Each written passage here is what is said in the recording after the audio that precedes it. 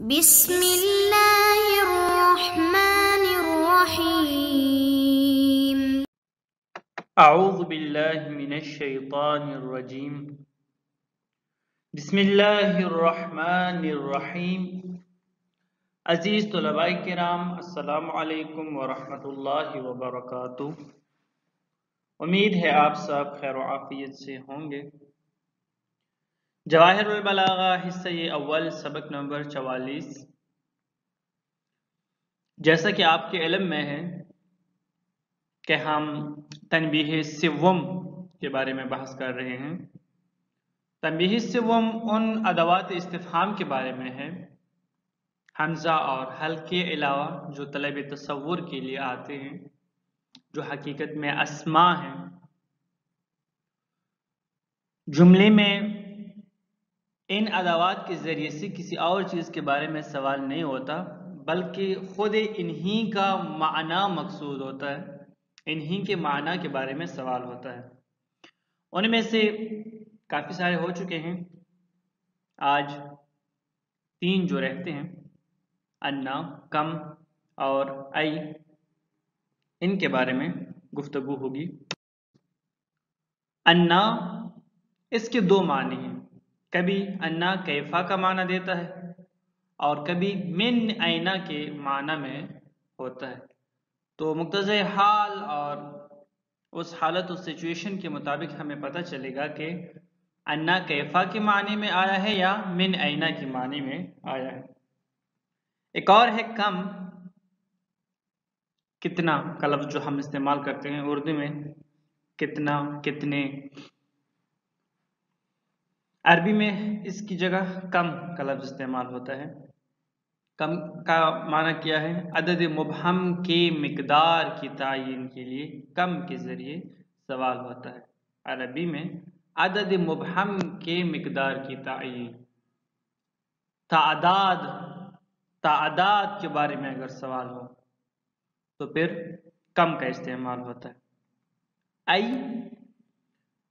ای 2 افراد یا 2 گروہ جو کسی ایک چیز میں شریک ہوں، اس کی تمیز، یا خود 2 افراد 2 گروہوں کی ایک دوسرے سے تمییز کے لیے ای کے ذریعے سوال کیا جاتا ہے۔ مثلا 2 گروہ ہیں، وہ کسی ایک چیز میں شریک ہیں، وہ ایک عمومی چیز ہے جس میں دونوں گروہ شریک ہیں، اس کے بارے میں مثلا سوال ہو، یا خود ان دونوں میں سے ایک دوسرے کی تمیز کے بارے میں سوال ہو، تو وہاں پر ای استعمال ہوتا ہے۔ البتہ اس کے ذریعے سے زمان، مکان، حال، تعداد، عقول، ذوی العقول، غیر ذوی العقول اور ذوی العقول سب کے بارے میں سوال کر سکتے ہیں۔ یہ جس اسم کی طرف مضاف ہوتا ہے اس سے معلوم ہوگا کہ کس چیز کے بارے میں سوال ہوا ہے، یعنی ای جس اسم کی طرف مضاف ہوگا، اس مضاف الیہ سے ہمیں پتہ چلے گا کہ سوال کس چیز کے بارے میں ہے، زمان کے بارے میں ہے، مکان کے بارے میں ہے، حال کے بارے میں ہے، تعداد کے بارے میں ہے، عقول کے بارے میں ہے، یعنی ذوی العقول کے بارے میں ہے یا غیر ذوی العقول کے بارے میں ہے، کس چیز کے بارے میں ہے، اس کا پتہ ہمیں وہاں سے چلے گا، یوں ہمیں پتہ نہیں چلے گا۔ اب آتے ہیں عبارت کی طرف۔ وَأَنَّ مَوْضُوعَةٌ لِلْإِسْتِفْهَامِ، فرماتے ہیں کہ جو انا ہے یہ استفہام کے لیے ہی وضع کیا گیا ہے۔ وَتَأْتِي لِمَعْنَيَيْنِ، اور اس کے 2 معنی ہیں۔ جب یہ کلام میں استعمال ہوتا ہے تو ان 2 معنوں میں سے کوئی معنی مراد لیا جاتا ہے۔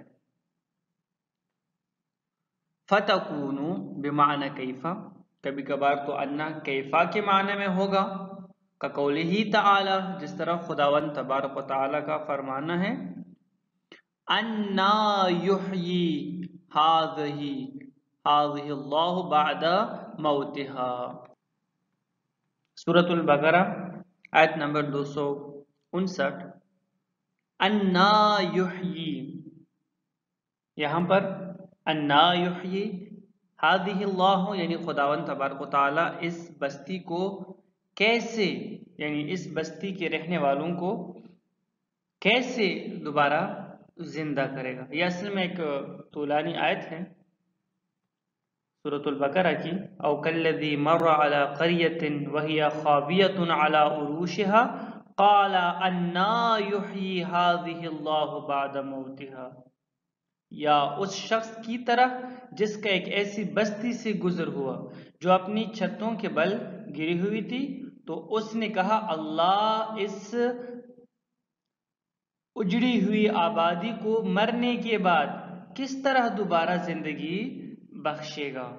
بعض روایات کے مطابق یہ شخص جو اس بستی سے گزر رہا تھا اور اس کے ذہن میں سوال آیا، بعض روایات کے مطابق یہ حضرت عزیر علیہ السلام ہے، اور بعض روایات کے مطابق حضرت ارمیہ علیہ السلام۔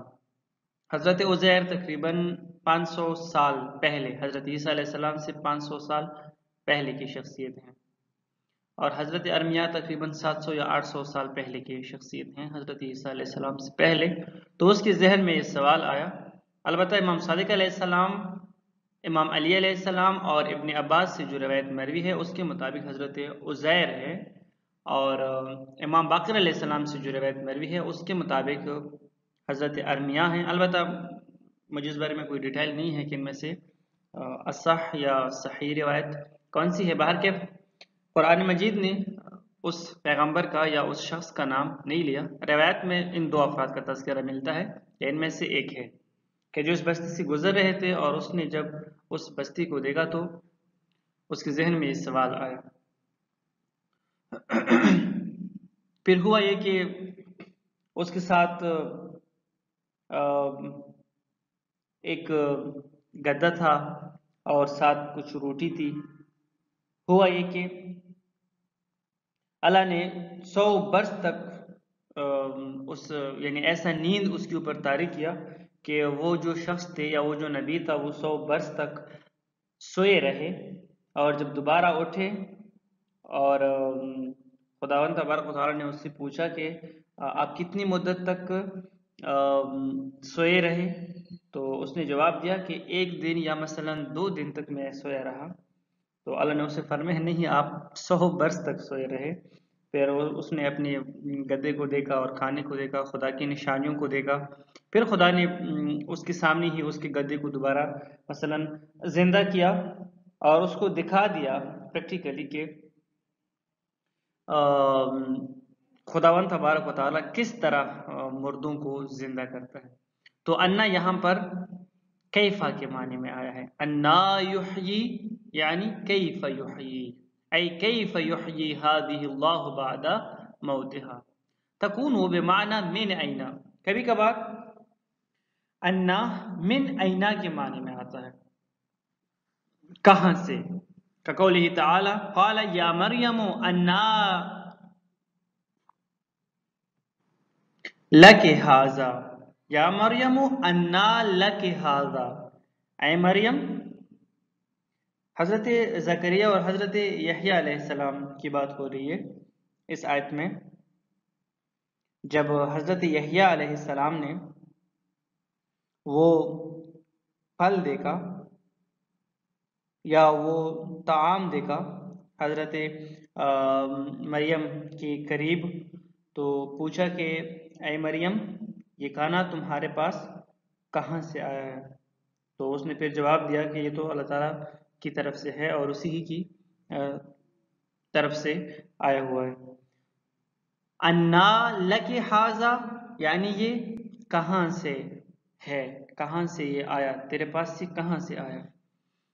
یہ آیت ہے سورۃ آل عمران آیت نمبر 37، حضرت یحییٰ اور حضرت مریم علیہم السلام سے متعلق۔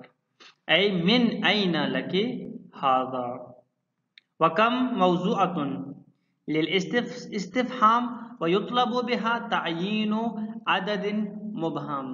کم کس چیز کے لیے آتا ہے؟ تو فرماتے ہیں کہ کم استفہام کے لیے تو وضع ہو گیا ہے، اس میں تو کوئی شک نہیں ہے۔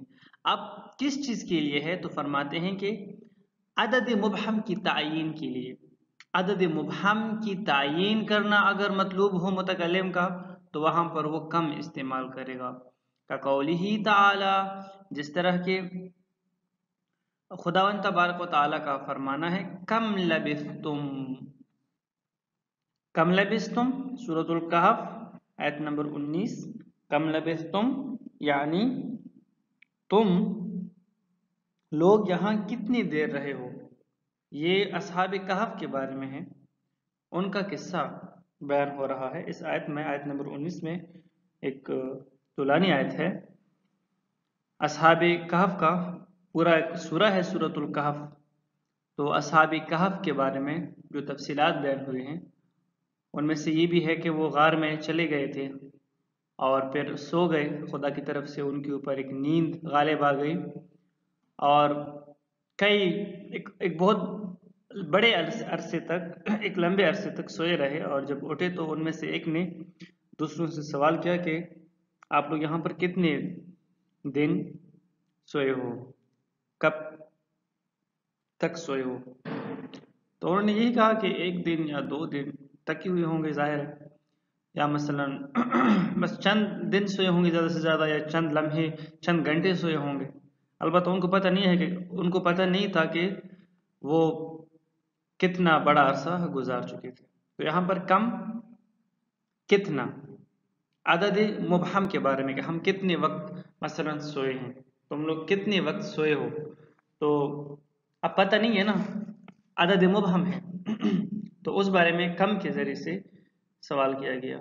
وَأَيْ یا کے اوپر شد ہے، موضوعۃ للاستفہام، ای بھی استفہام کے لیے ہی وضع کیا گیا ہے، وَيُطْلَبُ بِهَا تَمِيزُ أَحَدِ الْمُتَشَارِكَيْنِ فِي أَمْرٍ يَعُمُّهُمَا أو أحد المتشارکین۔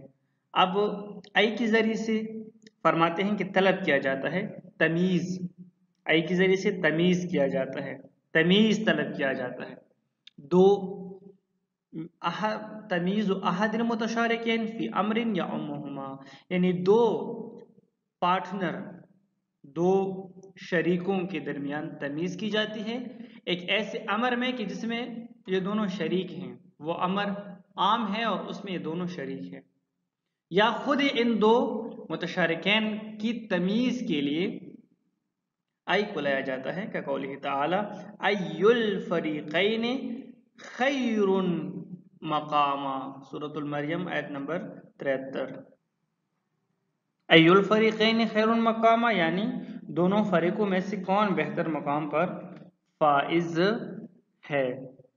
یہ اصل میں مشرکین کی بات کر رہے ہیں، انہوں نے رسول خدا صلی اللہ علیہ وآلہ وسلم اور مسلمانوں کی ناداری کو اور ان کی غربت کو دیکھ کر یہ کہا تھا وَإِذَا تُتْلَى عَلَيْهِمْ آيَاتُنَا بَيِّنَاتٍ قَالَ الَّذِينَ كَفَرُوا لِلَّذِينَ آمَنُوا أَيُّ الْفَرِيقَيْنِ خَيْرٌ مُقَامًا وَأَحْسَنُ نَدِيًّا، اور جب انہیں ہماری صریح آیات سنائی جاتی ہیں تو کفار اہل ایمان سے کہتے ہیں دونوں فریقوں میں سے کون بہتر مقام پر فائز ہے اور کس کی محفلیں زیادہ بارونق ہے۔ اب یہاں پر ایک چیز ہے، ایک امر ہے کہ جو ان دونوں فریقین یعنی مومنین اور کفار کے مابین مشترک ہے، اور وہ کیا ہے؟ وہ مقام ہے، مثلا کہ ہم میں سے کون بہتر مقام پر ہے، اور اسی کے بارے میں بتایا جاتا ہے کہ یعنی تمیز کی جاتی ہے کہ ان دونوں میں سے کون بہتر مقام پر ہے۔ تو یہاں پر ان کا مراد یہ تھا کہ جب ان کو خدا کی آیات سنائی جاتی تھیں تو وہ یہی کہتے تھے کہ ہماری جو صورتحال ہے وہ تو آپ لوگوں سے بہت اچھا ہے، اگر فرض کریں خدا محمد کے ساتھ ہے اور محمد خدا کا نبی ہے، مسلمانوں کے ساتھ ہے خدا، تو پھر تو مسلمانوں کو دنیاوی زندگی میں بہتر ہونا چاہیے تھا، ان کی محفلیں بارونق ہونی چاہیے تھی، جبکہ ہماری محفلیں بارونق ہیں، ہم مالدار ہیں، اور یہ جو مسلمان ہیں یہ تو نادار ہیں، ان کے پاس کچھ نہیں ہے، غریب ہیں، مسکین ہیں، فقیر ہیں۔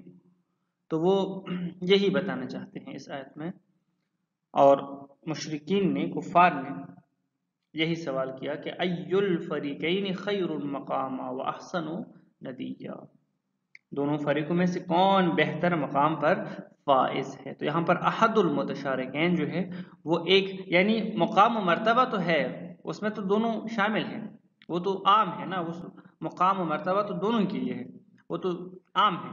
اب یہ تمیز کرنا کہ کون بہتر مقام پر فائز ہے، تو اس بارے میں ای کے ذریعے سے سوال ہوا ہے. قوله تعالی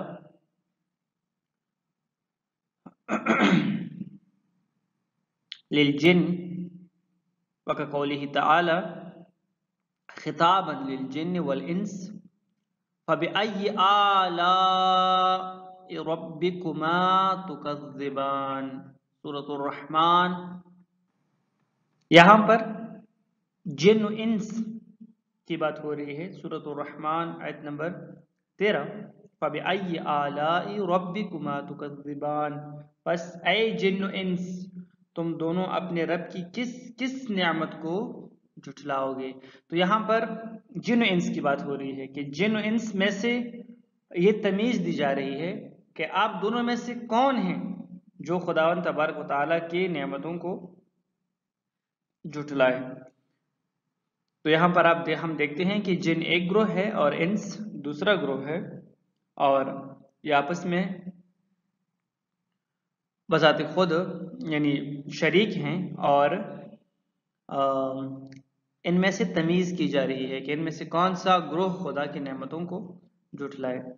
بلکہ خداوند تبارک و تعالیٰ نے متوجہ کیا ہے جن و انس کو اس آیت میں کہ میرے نعمتوں کی طرف متوجہ ہو جاؤ، اس کو جھٹلاؤ نہیں. سورۃ الرحمن آیت نمبر 13.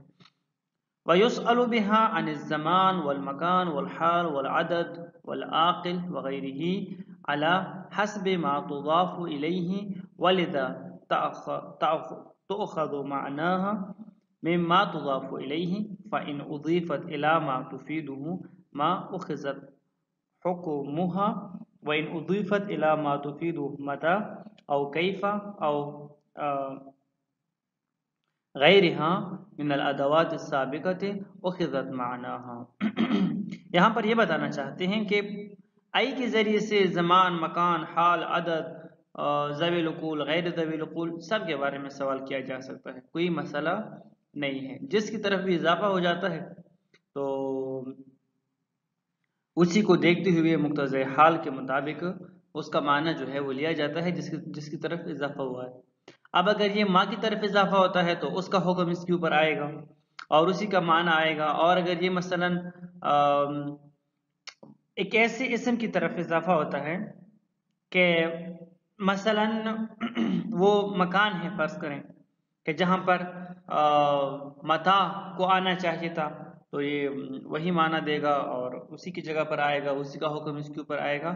یا اگر مثلا ایک ایسی جگہ پر ہے جہاں پر کیفا کو آنا چاہیے تھا، ایک ایسے اسم کی طرف اضافہ ہوا ہے کہ اس اسم سے پہلے مثلا کیفا کو آنا چاہیے تھا مقتضی حال کے مطابق، تو یہ اسی کا معنی آئی دے گا اور احکام بھی اسی کے آئیں گے. اور اس کے علاوہ جتنی بھی ادوات یعنی جتنی بھی آئے ہیں طلب تصور کے لیے جو اسماء آئے ہیں ان سب کی جگہ پر یہ آ سکتا ہے، کوئی مشکل نہیں. والسلام علیکم ورحمۃ اللہ وبرکاتہ.